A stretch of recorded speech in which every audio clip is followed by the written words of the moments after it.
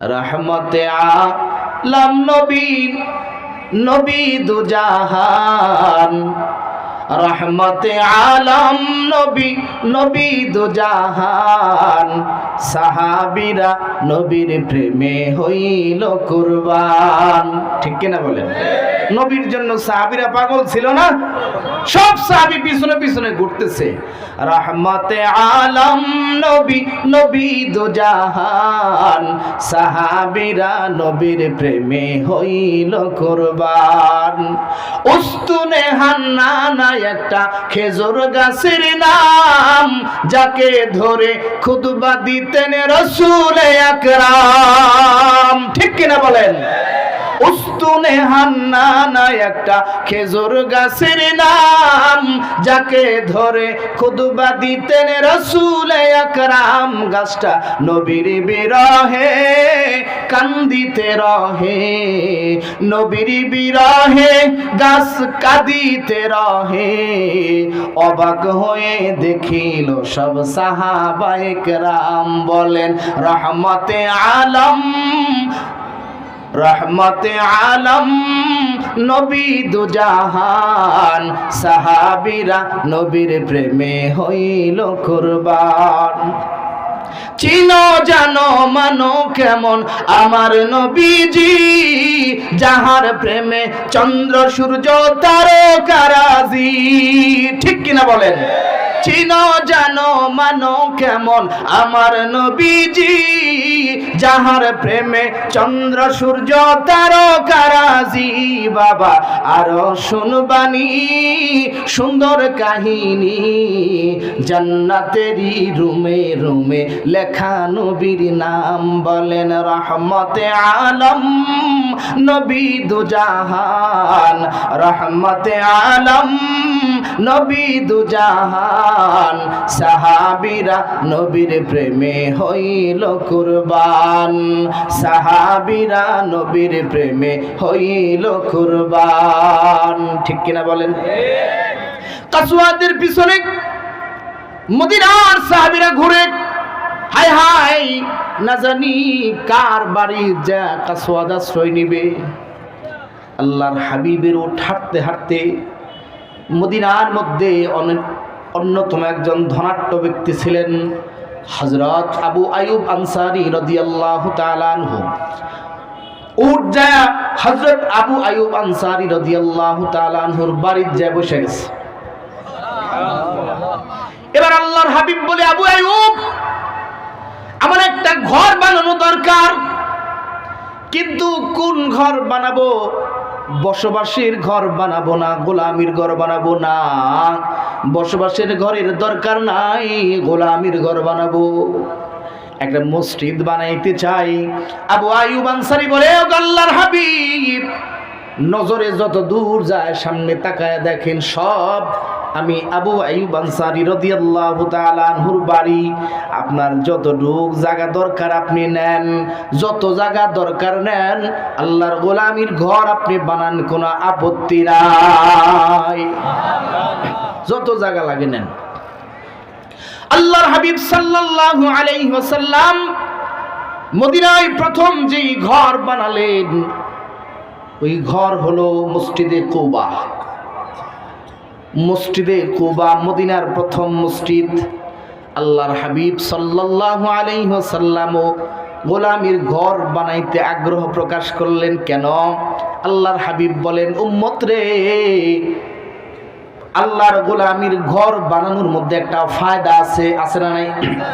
আল্লাহর হাবিব বলেন, ক্বালা রাসূলুল্লাহ সাল্লাল্লাহু আলাইহি ওয়াসাল্লাম, قال النبي صلى الله عليه وسلم من بنى لله مسجدا بنى الله له بيتا في الجنة। আল্লাহর হাবিব বলেন, দুনিয়ার জীবনে যারা আল্লাহর সন্তুষ্টির জন্য মসজিদ বানাবে, হাবিব বলেন আল্লাহ রাব্বুল আলামিন তাদের খুশি করার জন্য জান্নাতের ভিতরে তাদের জন্য বালাখানা বানায় দিবে। জান্নাতের বালাখানা দরকার আছে না নাই? জান্নাতের বালাখানার দাম কম না বেশি? আল্লাহর হাবিব বলেন, কতটা বেশি উম্মত? বৃদ্ধ বয়সে মানুষ লাঠি বার দিয়ে হাঁটে, হাঁটেনি? এই লাঠির গোড়াটা আগার চাইতে সাধারণত চিকন হয়, ঠিক কিনা বলেন? আল্লাহর হাবিব বলেন লাঠির গোড়ায় যতটুকুন জায়গা ধরে জান্নাতের অতটুকুন জায়গার দাম এই দুনিয়া, গোটা দুনিয়া কয়েক হাজার কয়েক কোটি বার বিক্রি করলো লাঠির গোড়ার নিচে যতটুক জমি জান্নাতের পড়ে অতটুকুন জমির দাম 1000 বার দুনিয়া বিক্রি করলেও হবে না। তাহলে জান্নাতের জায়গার দাম বেশি না কম? পানিশালের চাইতে সমান সমান নাকি না বেশি? আল্লাহর হাবিব বলেন জান্নাতের একটা ইট হবে স্বর্ণের, আর একটা ইট হবে রূপার। একটা ইট পরিমাণ স্বর্ণ যদি আপনাদের কারো কাছে থাকে, এই রংপুর থেকে আইসা কি আর পানিশাল থাকার দরকার আছে নি? জোরে কোন। তাহলে আপনার বিল্ডিং এর একটা ইট স্বর্ণের আর একটা ইট রূপার, এই স্বর্ণ আর রূপার ইট দিয়া জান্নাতের বালাখানা বানাবে। এটার সৌন্দর্য কারুকার্যমণ্ডিত কেমন হবে? আল্লাহর হাবিব বলেন দুনিয়ার কোনো দিমাগ নাই কোনোদিন ভাবতে পারে কত সুন্দর হবে, দুনিয়ার কোনো দিল নাই কল্পনা করতে পারে, দুনিয়ার কোনো চক্ষু নাই জীবনে যা আন্দাজ করতে পারে দেখতে পারে। সুবহানাল্লাহ, এত সুন্দর হবে। এই লোভে লোভেই তো সবাই আল্লাহর গোলামির ঘর বানাইতে চাইছে, নাকি বলেন? এই যুগেও যদি কোনো মানুষ আল্লাহর গোলামির ঘর বানায় তাইলে ওই পুরস্কার আল্লাহ তারে দিবনি না? পুরস্কারের মেয়াদ শেষ, ইন্টারনেটের মতো মেয়াদ শেষ নেই। একটু জিকির করেন লা ইলাহা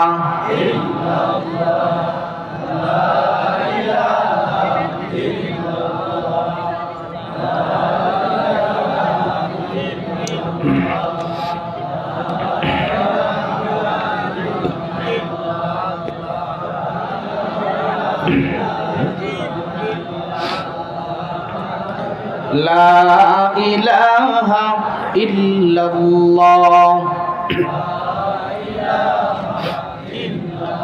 লা ইলাহা ইল্লাল্লাহ মুহাম্মাদুর রাসূলুল্লাহ সাল্লাল্লাহু আলাইহি ওয়াসাল্লাম।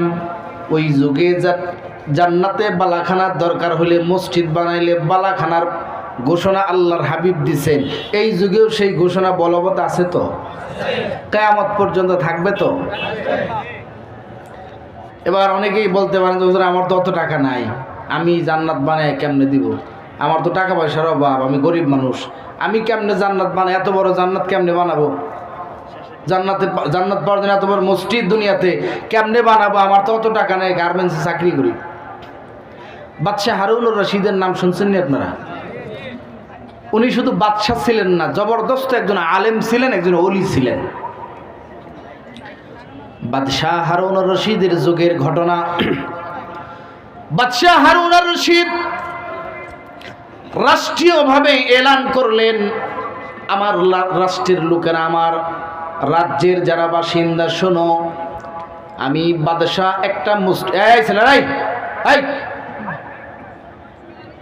কাকা কই যান?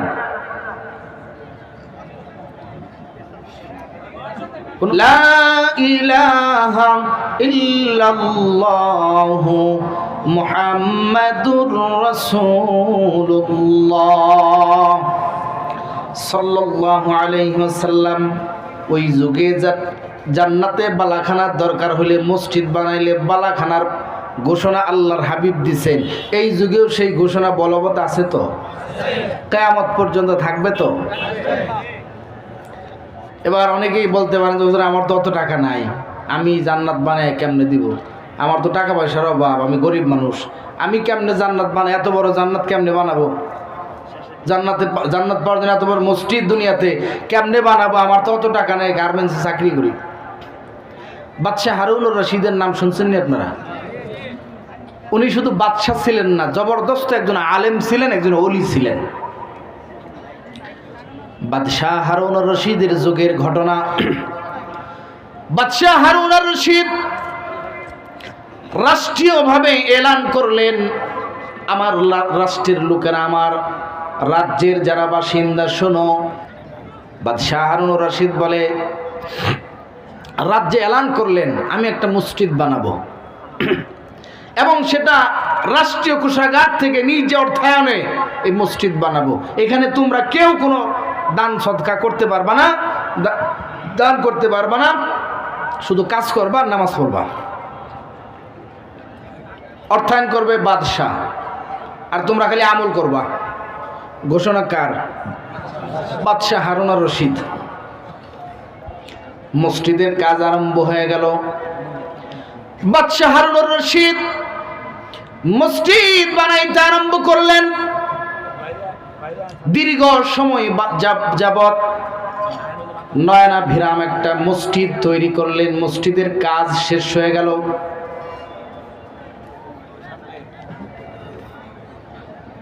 মসজিদের কাজ সম্পাদন হয়ে গেল। বাদশাহ হারুন রশিদের ইচ্ছা, তামান্না, মসজিদ বানায়া আমি ইব্রাহিমের সন্তান, যোগ্য সন্তান হব। বাদশাহ হারুন রশিদের আর্থিক মসজিদের কাজ সম্পাদন হয়ে গেল। বাদশাহ হারুন রশিদের ইচ্ছা, তামান্না, মসজিদ বানায়া আমি ইব্রাহিমের সন্তান, যোগ্য সন্তান হব। বাদশাহ হারুন রশিদের আর্থিক মসজিদ বানাইলেন। মসজিদ বানায়া মসজিদ উদ্বোধন করলেন। মানুষ নামাজ আদায় করতেছে। হঠাৎ করে একদিন রাতের বেলায় বাদশাহ হারুন রশিদ ঘুমায় আছে। ঘুমের ঘরে স্বপ্ন দেখে বাদশাহ হারুন রশিদের কাছে ফেরেশতা আসছে। ফেরেশতা আইসা বাদশাহ হারুন রশিদের হাতটা চেপে ধরে বলতেছে, হারুন, মসজিদ বানাইছ জান্নাতে বালাখানার আশায়, নিজের বালাখানাটা কি দেখতে মন চায় না? চলো যাই, মসজিদ বানানোর বদৌলতে আল্লাহ যে জান্নাতে তোমার জন্য বালাখানা বানাইছেন, চলো যাই দেখাই।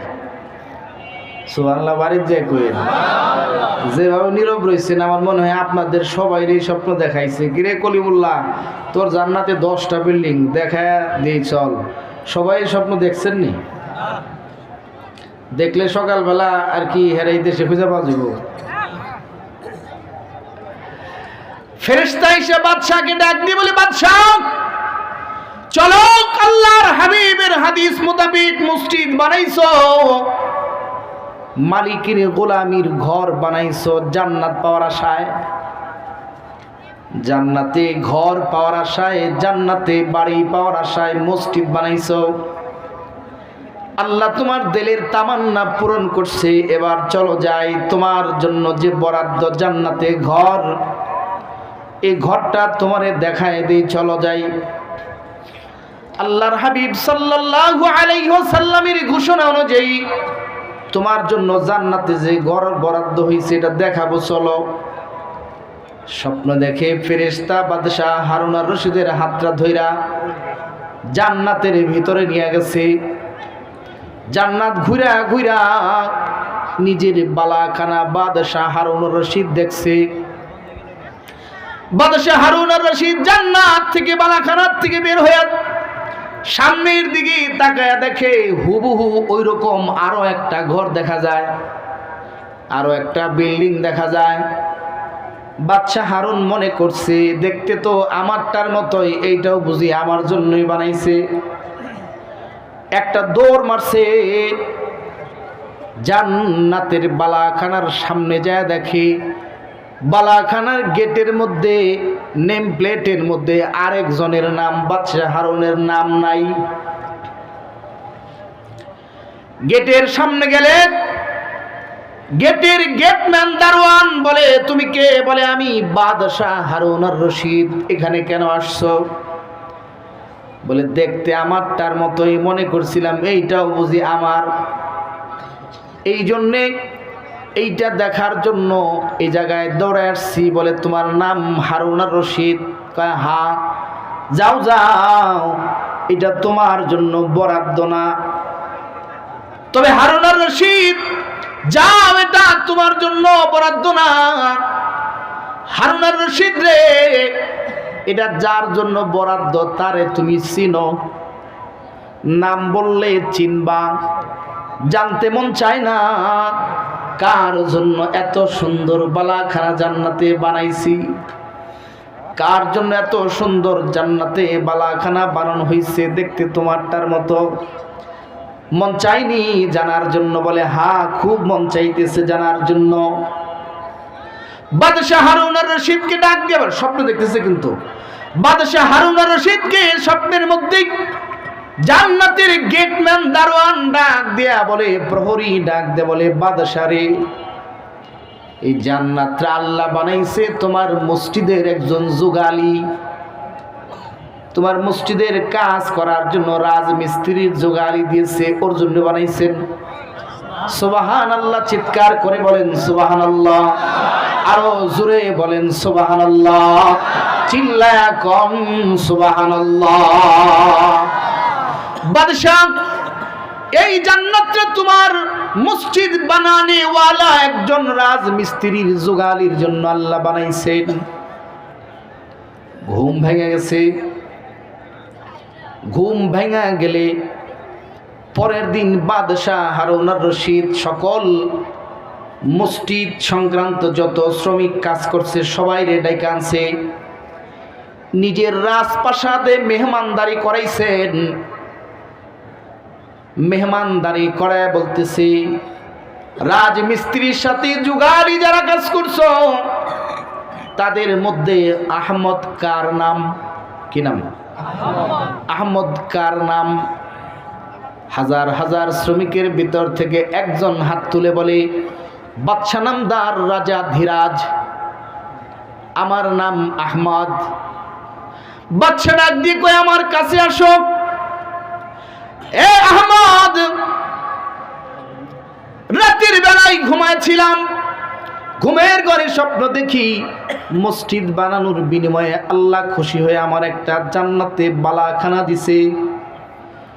ফেরেশতা আমার হাতটা ধইরা আমার বালাখানা আমাকে ভিজিট করালেন, দেখাইলেন। বালাখানার থেকে বের হয়ে দেখি আমার বরাবর সামনে আরো একটা বালাখানা দেখা যায়, দেখতে আমারটার মতোই, আমারটার সাদৃশ্য। একটা দৌড় দিলাম, মনে করলাম এটাও বুঝি আমার জন্য বানাইছে। যাই দেখি জান্নাতের গেটের মধ্যে, বালাখানার গেটের মধ্যে আমার নাম নাই, এই জায়গায় আহমদের নাম লেখা। কিরে আহমদ, আমি রাষ্ট্রীয়ভাবে ঘোষণা করেছি কেউ একটি টাকাই মসজিদে দান করতে পারবে না, সকল টাকা আমি নিজে দিব। আমি বাদশার নিজ অর্থায়নে মসজিদ বানাবো, তোমরা শুধু ইবাদত করবা। আহমদ রে, কোন সময় দান করলি আর কি জন্য, কোন সময় দান করলি, কি জন্য দান করলি, আর কেমনে রে জান্নাতে বালাখানার মালিক হইলি? এবার আহমদ বাদশাহ হারুন আর রশিদের পাশে দাঁড়ায় চোখের পানি ছেড়ে দিয়া কান্দে আর বলে, বাদশাহ, গরিব মানুষ একদিন কাজ না করলে পেটের ভিতরে খাবার যায় না। বাদশাহ রে, অন্যদিকে আপনি ঘোষণা দিচ্ছেন একটি টাকা কেউ দান করবা না, প্রকাশ্যে দেওয়ার সাহস নাই। বাদশাহ হারুন আর রশিদ নিজের পৈতৃক ভিটায় কুয়া খনন করতেছিলাম, কুয়া খুঁড়তেছিলাম। কুয়া খনন করতে করতে করতে করতে মাটির নিচ থেকে কিছু পাথরের টুকরা পেয়েছি। বাদশাহ, পাথরের টুকরাটা দেখতে ওই রকম যেই রকম পাথর আপনি মসজিদ বানানোর জন্য ক্রয় করছেন, দেখতে সেম টু সেম কালার সাদা পাথর পাইছি কয়েক টুকরা। এ বাদশাহ, দেওয়ার মতো কিচ্ছু নাই, গরিব এতিম অসহায় আমি, আমার দেওয়ার মতো কিচ্ছু নাই। আমি আমার বাবার ভিটায় কুয়া খনন করতেছিলাম, কুয়া খনন করতে করতে মাটির নিচ থেকে কয়েক টুকরা পাথর পাইছি, ছোট ছোট। পাথরের কালারটা ওই রকম যেই রকম পাথর আপনি মসজিদ বানানোর জন্য ক্রয় করছেন। বাদশাহ, ওই পাথরগুলো যত্ন করে রেখে দিছি। গভীর রাত, নিস্তব্ধ নিরালা, সব মানুষ যখন ঘুমায় গেছে, পাথরের কয়েকটা টুকরা নিয়ে আপনার বিশাল পাথরের স্তূপের কাছে দাঁড়ায় গেছি।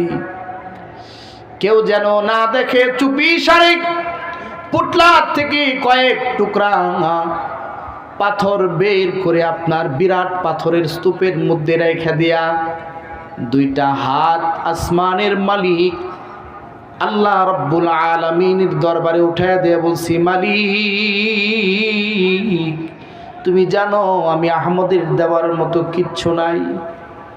এ মালিক, আমার দেওয়ার মতো কিচ্ছু নাই। সামর্থ্য থাকলে নবীর হাদিস আমিও মানতাম, তোমার গোলামির ঘর আমিও বানায় দিতাম, কিন্তু দিনের বেলা সাহস পাই নাই। রাতের বেলা দুনিয়ার মানুষ যখন ঘুমায় গেছে, তিনটা টুকরা পাথর এই বাদশার পাথরের স্তূপের মধ্যে রেখে দিছি। আমার তামান্না, দিলের মধ্যে আশা, আমার বড় আকাঙ্ক্ষা, আমিও আল্লাহর হাবিবের হাদিস অনুযায়ী আল্লাহর গোলামির ঘরে অংশগ্রহণ কইরা, গোলামির ঘর বানাইতে অংশগ্রহণ কইরা জান্নাতে একটা বালাখানার মালিক হইতে চাই। আল্লাহ বলেন, গোলাম ফালইয়াদহাকু কালিলা ওয়ালইয়াবকু কাসীরা, বান্দারে বেশি বেশি করে কান্দ, বেশি বেশি করে কান্দ। কাঁদলে দিল পরিষ্কার হয়, কাঁদলে আল্লাহর রহমতের দরিয়ার মধ্যে জোশ মারে, আল্লাহর রহমতের দরিয়ার মধ্যে জোশ মারে। আল্লাহ, আমি তো চোখের পানি ছাড়া আপনার দরবারে ফরিয়াদ করতেছি, আমার দেওয়ার কিচ্ছু নাই। এ আল্লাহ, কয়েক টুকরা পাথর দিয়া মসজিদ আপনার গোলামির ঘর বানাইতে অংশগ্রহণ করলাম। মালিক দয়া করে মেহেরবানি করে এই উসিলায় তুমি আমারে জান্নাতে একটা বালাখানা বানাই দিও। বাদশাহ হারুন রশিদ আহমদ রে বুকে জড়ায় নিলেন। আইরে বাবা আয়, নিয়ত যদি খালেস থাকে, আখলিস দীনাকা ইয়াকফিকাল আমালুল কলিল। বিরাট আমল দরকার নাই, যার টাকা আছে সে বিরাট আমল করবে, যার টাকা নাই সাধ্য মতো গোলামির ঘর বানাইতে সহযোগিতা করবে। বাদশাহ হারুন রশিদ আহমদ রে বুকের মধ্যে জড়ায় বলে, আহমদ তোর চোখের পানি আল্লাহ কবুল করছে।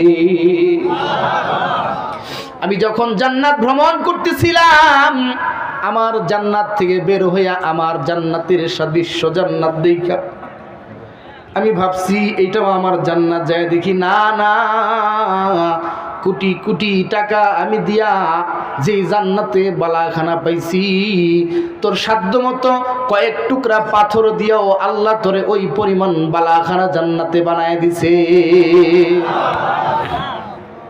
এজন্য শ্রমিক ভাইরা আমার, কোটি টাকার দরকার নাই। লক্ষ যার আছে সে লক্ষ দিবে, 10 টাকা যার আছে 10 টাকা আল্লাহর গোলামির ঘর বানাইতে যদি সহযোগিতার হাতটা বাড়ায় দিতে পারেন ভাই, নিয়তটা যদি খালেস থাকে, আল্লাহর দরবারে 2 ফোঁটা চোখের পানি যদি নজরানা দিয়া বলেন, আল্লাহ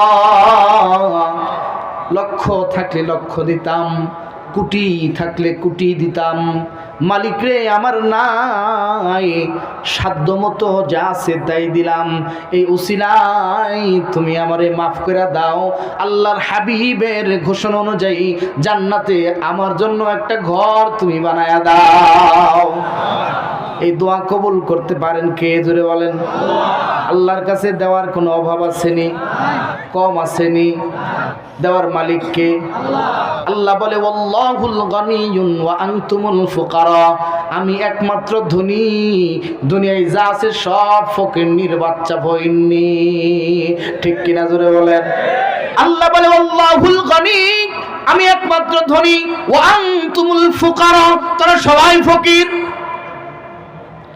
কেউ একটু ছোট ফকির, কেউ একটু বড় ফকির, আমরা নিম্নমানের ফকির, এই যে দুই বিয়াই বসে রয়েছে, এরা একটু উচ্চমানের ফকির ফকির কইছে যে বেদা রয়েছেন নি বিয়াইরা, মানে এরা ওর এখন বিয়াই, তো আমারও বিয়াই, ফাও বিয়া হয়ে গেছে, বিয়া হয়ে গেছে, ওজন নেই কথা না। তো এরা একটু উচ্চ লেভেলের ফকির, ফকির করলে আবার বেজার নি। হ্যাঁ, আমরা তো ফকিরের বাচ্চা ফকির নাকি। হযরত উমর রাদিয়াল্লাহু তাআলা আনহুর ছেলে আব্দুল্লাহ ইবনে উমর রে হযরত হুসাইন রাদিয়াল্লাহু তাআলা আনহু গোলামের বাচ্চা বলে গালি দিছে, গোলামের বাচ্চা বলে গালি দিছে। তো গোলামের বাচ্চা বলে গালি দিছে, যায় দরবারে যা কই দিছে বাবার কাছে যে আমি নাকি গোলাম, গোলামের বাচ্চা গোলাম বলে। আমি কয় কে বলছে? কয় ইমাম হুসাইন বলছে। আমার আব্বা কয় আব্বা আপনি তো আমিরুল মুমিনিন খলিফাতুল মুসলিমিন, আপনি আদা জাহানের খলিফা, ছোট মোটো রাষ্ট্রের নাকি? আপনারা কি বলেন? বাংলাদেশের মতো রাষ্ট্রের খলিফা? ইসলাম সে তো পরশমণি, তারে কি পেয়েছো খুঁজি, পরশে যাহার শোনা হলো যারা, তাদেরই মোরা বুঝি। বলেছেন হযরত রাসূল শেষ পয়গম্বর, আমার পরে যদি নবী হতো কেউ, হতো ঠিক সে উমর। অর্ধ পৃথিবী শাসন করেছেন যিনি, ধুলির তখতে বসি, খেজুর পাতার প্রাসাদ তোমার বারে বারে গেছে খুশি। শুধু আঙ্গুল হেলানে শাসন করেছেন এ জগতের, দিয়েছিলেন ফেলি মুহাম্মাদের চরণে সে শমশীর। আল্লাহর হাবিব বলেন আমার পরে নবী হইলে, নবুয়তের দরজা খোলা থাকলে উমর হইতো। আব্দুল্লাহ ইবনে উমর উমরের কাছে যায় বলে আব্বা আপনি তো আদা জাহানের খলিফা, কিন্তু হুসাইন বলছে আমি নাকি গোলামের বাচ্চা। গোলাম কে বলছে? বলছে তো হুসাইন। কাহা বলছে? এইটা হুসাইন রে যাও, আবার যাও হুসাইনের কাছে যায় বলো হুসাইন আমার আব্বা যে গোলামের বাচ্চা গোলাম, এটা তুমি একটু লেখা দাও। কয় তোর আব্বা তো আমার নবীর গোলাম ছিল, এটা একটু লেখা দাও। ইমাম হুসাইন লেখা দাও উমর আমার নানার গোলাম, এটা লেখা দাও। হাসরের কঠিন মুসিবতের দিনে আমি উমরের জিন্দেগীর কোন আমল যদি কবুল না হয়, আল্লাহর হাবিবের নাতির লেখা চিঠিটা দেখায় বলবো আল্লাহ এই যে দেখেন আপনার হাবিবের নাতি এই চিঠি লিখছে, আমি নাকি আপনার বন্ধুর গোলাম, আপনার বন্ধুর গোলাম কোনোদিন জাহান্নামে যাইতে পারে না। এই জন্য আমরা সবাই গোলাম, আমরা সবাই ফকির নাকি বলেন? আল্লাহুল গনিয়্যুন ওয়া আনতুমুল ফুকারা, আল্লাহ একমাত্র ধনী, দুনিয়ার সবাই ফকির। দুনিয়ার মানুষের কাছে যা আছে তা একদিন শেষ হয়ে যায়, একজনের কাছ থেকে শেষ হয় আরেকজনের কাছে বাড়ে, ঠিক না? ঠিক জোরে বলেন। কিন্তু আল্লাহর কাছে যা আছে তা জিন্দেগিতে কোনোদিন শেষ হয় না। এই জন্যে ভাইয়েরা, যারা শ্রমিক আছেন, দূর দূরান্তের ভাইয়েরা আছেন, ধনাঢ্য ব্যক্তিরা আছেন, হযরত আদম আলাইহিস সালাতু ওয়াস সালাম ঘর বানালেন গোলামির ঘর, জাতির পিতা ইব্রাহিম খলিল ঘর বানাইলেন গোলামির ঘর, রূহের পিতা মুহাম্মদুর রাসূলুল্লাহ ঘর বানাইলেন গোলামির ঘর, বাদশাহ হারুন আর রশিদ ঘর বানাইলেন গোলামির ঘর। কেন বানাইলেন বলেন? এক নাম্বার কারণ হলো, একমাত্র কারণ হলো দুনিয়ায় যেই ব্যক্তি গোলামির ঘর বেশি বেশি বানাইবে আল্লাহর সন্তুষ্টির জন্য, আল্লাহ রাব্বুল আলামিনের হাবিব বলেন তার জন্য আল্লাহ রাব্বুল আলামিন জান্নাতের মধ্যে ঘর বানায়া দিবে। সুতরাং জান্নাতে ঘর চাইতো আমরা, কারা কারা চাই? দুই হাত তুলে দেখান, নারায়ে তাকবীর, নারায়ে তাকবীর, হাত নামান।